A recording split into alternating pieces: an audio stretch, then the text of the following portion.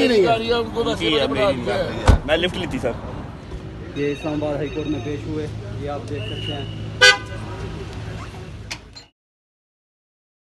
कितनी सदाकत है। नहीं सर, बिल्कुल बुलशिट सी बात है। कोई डिपोर्टेशन नहीं हुई और डिपोर्ट होके इंसान बिजनेस क्लास में वापस नहीं आता। मैं बिजनेस क्लास में आया हूँ। मेरा वीज़ा ज़रूर कैंसिल हुआ, होपफुली जो हमारा वीज़ा रहता है वो रिवाइव हो जाएगा वापस। अदालत में पेश होंगे इंशाल्लाह और आगे प्रोसीड करेंगे इसको। अच्छा, जो डकी अस्सलाम वालेकुम नाज़रीन, आपका मेजबान तलहा सिफ कुरैशी एक बार फिर से आपकी खिदमत में हाजिर है। नाज़रीन, पहले सोशल मीडिया की दुनिया के ऊपर, डिजिटल मीडिया की दुनिया के ऊपर डकी भाई चलता रहा, लेकिन कल एक ऐसी खबर आई जिसके बाद सारे के सारे यूट्यूब के ऊपर, सोशल मीडिया के ऊपर सिर्फ और सिर्फ रजब भट्ट और नानी वाला की कहानी जो है वो सुनने को मिलने लगी।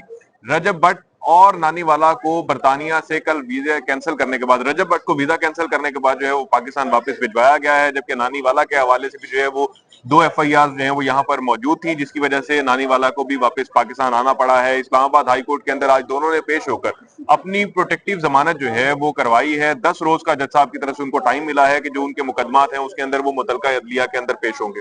हारून भाई, जो मनाजिर रजब भट्ट की और नानी वाला की अदालत के अंदर, इस्लामाबाद हाई कोर्ट के अंदर एंट्री के हमने देखे, बगैर नंबर प्लेट के शाहाना क्रूजर अहाता अदालत में दाखिल होती है, उसके अंदर हमारे जो सोशल मीडिया इन्फ्लुएंसर है वो बैठे होते हैं। ये वही अदली हैं जहां पर साबिक वज़राए आज़म हो, वजीर आला हो, वहां पर भी उनको भी इतना रिलीफ नहीं दिया गया कि उनकी गाड़ियां जो है वो आता अदालत में दाखिल हो जाए। तो ये गाड़ी लाहौर इस्लामाबाद हाई कोर्ट में कैसे दाखिल हुई? अच्छा, वैसे तलहा आपस की बात है, मुझे ऐसा लगता है कि जिस तरह रजब मिसगाइड करके वीजा हासिल करके बर्तानिया गया था ना, इसी तरह मिसगाइड करके उसने गाड़ी भी अंदर घुसाड़ ली और कोई वजह नहीं बनती। वरना ऐसा मुमकिन नहीं है कि अब आप यहाँ पे भी देखते हैं हाई कोर्ट में कि यहाँ पर IG पंजाब की गाड़ी भी बाहर खड़ी होती है, वहां से पैदल चल के आते हैं, पैदल चल के वापस जाते हैं। IG पंजाब सूबे का सरबराह है भरपूर तरीके से, इतना बड़ा सूबा पंजाब। और इसके अलावा यहाँ पे हमने राना साउंडा साहब को भी आते देखा। मतलब कितने भी नाम ले लें, जितने मिनिस्टर्स हैं वो यहाँ जो साबका हैं, वो भी जो अब साबका हैं, पहले तहरीरी बेंचों पे बैठते थे, और आज जो इस टाइम सिटिंग MPs हैं या MNAs हैं वो भी अपनी गाड़ियां बाहर खड़ी करते हैं। तो मुझे जहां तक जाती सा मेरा ख्याल है कि इतने वहां पर भी कोई ना, क्योंकि है तो फनकार आदमी ने, वहां पे भी कोई फिल्म चलाई है और गाड़ी रंगबाजी की है और ये गाड़ी अंदर लेकर चले गए हैं। लेकिन इसका मेरे ख्याल में शायद नोटिस हो जाएगा और चेक किया जाएगा कि आया इसकी गाड़ी को किस बुनियाद पर जो अंदर आने दिया गया, चीजें प्रूव होंगी। क्योंकि देखें, आवाज जब कोई हरकत होती है, कोई वाकया होता है, तो उस पर फिर आवाज उठती है, और ये आवाज अब उठना शुरू हो चुकी है सोशल मीडिया पे। इस टाइम एक ही हंगामा है कि आखिर रजब भट्ट की गाड़ी जो है वो किस तरीके से इस्लामाबाद हाईकोर्ट के अहाते में आई। उस अहाते के अंदर सिर्फ और सिर्फ जजेस साहिबान की गाड़ियां आती हैं या रजिस्ट्रार साहिबान जो है उनकी गाड़ियां आती हैं। आम आदमी की, आम वकील की, बड़े से बड़ा वकील मौजूद है इधर, उसकी गाड़ी भी अंदर नहीं जाती। मां से शायद एक और वजह होगी कि कोई बीमारी की या किसी और उधर की वजह से गाड़ी अंदर चली जाए, तो वो भी ड्रॉप लेन होती है, वो ड्रॉप करते हैं और वो वापस चले जाते हैं। लेकिन यहाँ तक अगर इसकी गाड़ी के अंदर जाना तो बहुत बड़ा सवाल निशान है। वो सिक्योरिटी के ऊपर भी आ सकती है चीज, और वो बगैर नंबर प्लेट की गाड़ी और वो फिर अंदर एंट्री मार रही है। बड़ी हैरानगी की बात है ये। अच्छा हारून भाई, यहाँ पर मैं आपसे सिर्फ 1 मिनट की इजाजत लूंगा। और डकी जो रजब भट्ट हैं उन्होंने और नानी वाला ने इस्लामाबाद हाई कोर्ट के अंदर मीडिया से गुफ्तगू भी की है। जो वहां पे हमारे पेटी भाई हैं जो इस्लामाबाद की अदलिया को कवर करते हैं, उनसे उन्होंने क्या बातचीत की है, क्या गुफ्तगू हुई है, क्या सवाल जवाब हुए हैं, ये एक जरा मुलाहिजा फरमाइएगा। सबसे पहले आपका जो केस है वो क्या है और आपको प्रोटेक्टिव बेल मिल गई है, कब तक पेश हो रहे हैं कराची में? कराची में विद इन 10 डेज होना, हमें इंशाल्लाह 10 दिन के अंदर अंदर होंगे पेश। 295 का एक है कराची में, हैदरी थाने में, काफ़ी पुराना है। विद इन 10 डेज हो जाएंगे इंशाल्लाह। अच्छा बट साहब, कल ये खबर चली थी कि जनाब आपको डिपोर्ट कर दिया गया, इसमें कितनी सदाकत है? नहीं सर, बिल्कुल बुलशिट सी बात है। कोई डिपोर्टेशन नहीं हुई और डिपोर्ट होके इंसान बिजनेस क्लास में वापस नहीं आता। मैं बिजनेस क्लास में आया हूँ।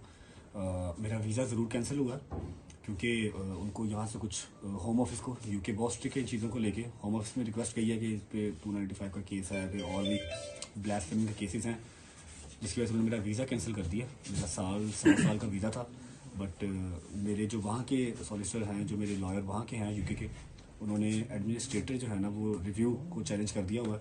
इंशाल्लाह होपफुली जो हमारा वीज़ा रहता है वो रिवाइव हो जाएगा, वापस आ जाएगा। अच्छा, हमने देखा कि डक्की भाई को एक बिग ब्रदर की मदद मिली, क्या आपको किसी बिग ब्रदर की मदद मिली है? मैं ये मेरे वकील साहब बात करेंगे, मुझे ऐसा किसी बात नहीं। अच्छा आप बताएं, आपको क्यों वहां से आपका वीजा भी रिवोक किया गया और क्या वजह क्या बनी है? नहीं, सोशल मीडिया पे चल रहा है कि मेरा भी वीजा रिवोक किया गया।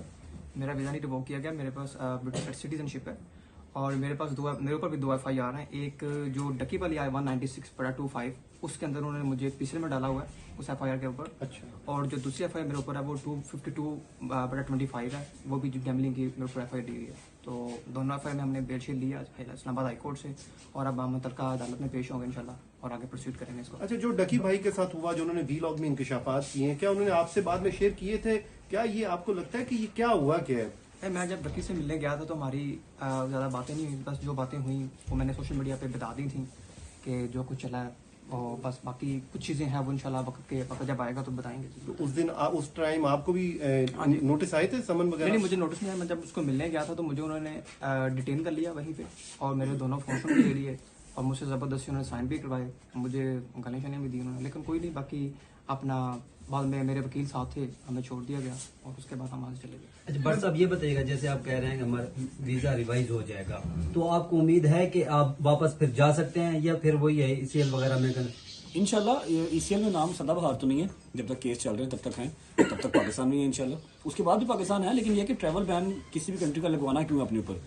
यूके में ये होता है कि अगर आपका वीज़ा कैंसिल हो जाए, या फिर आपको वो ऐसा कुछ वीज़ा कैंसिल करते हैं, अगर आपका लगा हुआ वीज़ा कैंसिल होता है तो वो आपके ऊपर 10 साल का बैन कर देते हैं। तो बैन नहीं लगवाना किसी भी कंट्री का, आपको विजिट के लिए कभी भी कहीं भी जाना पड़ सकता है, जिसकी वजह से मैंने चैलेंज किया, अदरवाइज तो कर देते बैन, रहना मैंने पाकिस्तान में ही है।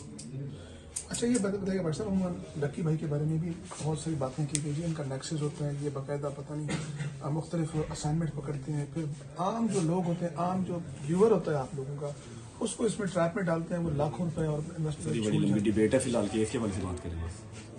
आपके ऊपर जो FIRs हैं उन पे आपने लिखा कि पिटीशन है उसमें भी कि फॉल्स हैं, मेलाफिडी है, तो क्या केस क्या है, थोड़ा उसके हवाले से बताएंगे। वकील साहब बात करेंगे, एक नहीं है वो, वकील साहब की इसी बारे में बात करेंगे। मैं अभी कोई जैसी गलत बात करना नहीं चाह रहा।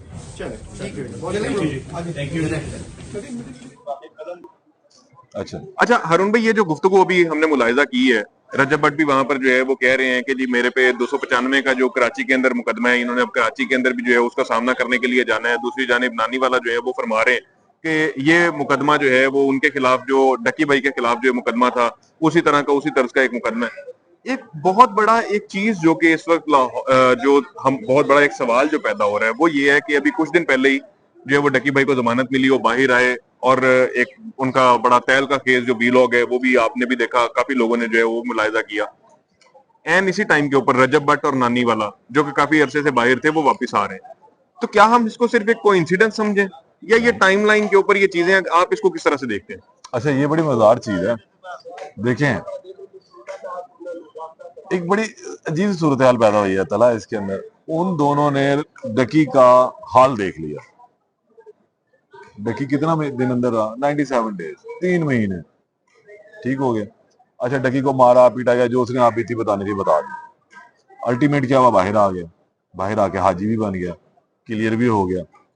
अब इन लोगों को ये समझ में आ गई कि यार इस तरह की मफरूरी की जिंदगी गुजारने से बेहतर है तलवार सर के बटा लटक रही है, फंदा गले में डला हुआ है, कभी भी नीचे से कुर्सी निकल के लटक जाएंगे, तो हम भी क्यों ना जाके 1.5-2 महीने अगर हमें भी अंदर रहना पड़ गया तो हम भी अपनी जान छुड़ा लेंगे, वरना अब तो चीजें क्लियर हो गई। देखें, हाँ, ये मसाइल शायद इनके लिए बढ़ जाते, ये इसी वजह से वो चले भी गए कि अगर वही NCCI की टीम रहती तो इनको ये डर खौफ होता कि जनाब इन्होंने तो हम सानू भी लम्हा पा लेना, तो सानू भी छिल छुल देना। लेकिन अब सूरत है कि NCCI की टीम भी तब्दील हो चुकी हुई है, वहां पे भी जो बताया गया है कि बहुत ईमानदार और कड़क अफसरान आ गए हैं, और जो मुकदमात इनके ऊपर कायम किए गए हैं, जैसा डकी उन मुकदमात में जमानत लेकर आ सकता है, उनकी कोई बुनियाद नहीं बनती, तो इन पे भी वही मुकदमा है रजब पर और नदीम मुबारक नानी वाला पर। तो ये लोग तो बगैर अंदर जाए उसमें से क्लियर हो जाएंगे, ठीक है। तो इन्होंने इसीलिए ये एक अच्छा स्टांस लिया, अपनी अक्लमंदी का सबूत दिया कि ये लोग पाकिस्तान है और इनका फेस करने जा रहे हैं। वकील इनका बड़ा तगड़ा, मियां अली इशफाक, तो उसने तो पहले ही इन लोगों को इंटीमेट कर दिया, तो चीजें निकले उल्टा, वो तो NCCI गले पड़ गया था। तो अब ये अगर आते हैं, ये शामिल तफ्तीश होंगे, तो ना तो कोई इनसे रिश्वत तलब करेगा, ना कोई इनको डराएगा, ना कोई इनको मारेगा, ना कोई धमकाएगा। इनकी उस्तादी गुड्डी चढ़ गई और ये आराम से अपने आप को क्लियर करवा कर निकल लेंगे भाई। हाँ, रजब के लिए मुश्किलात रहेंगी। रजब के ऊपर जो 295C वाले मुकदमात हैं और इस तरह के और 2 कराची में है या मुख्तलिफ जगहों पर हुए, वो इसके लिए गले का फंदा है। उसमें ये असल में ऐसा चवल आदमी है ना, मैं तो ये कहूंगा लफज कि इसने ऐसी बेहुदा हरकत पता नहीं किस खुशी में की है कि इसने अजीब से मतलब मजहब को जो है वो इस्तेमाल किया मजहब से मुतल्लिक मुख्तलिफ गुफ्तगू फरमाई। तुम एक सिंपल व्लॉगर हो, तुम अपनी शुगल बनाते हो, तुम किसी प्रमोशन कर रहे हो, तुम यार वो काम करते चलो।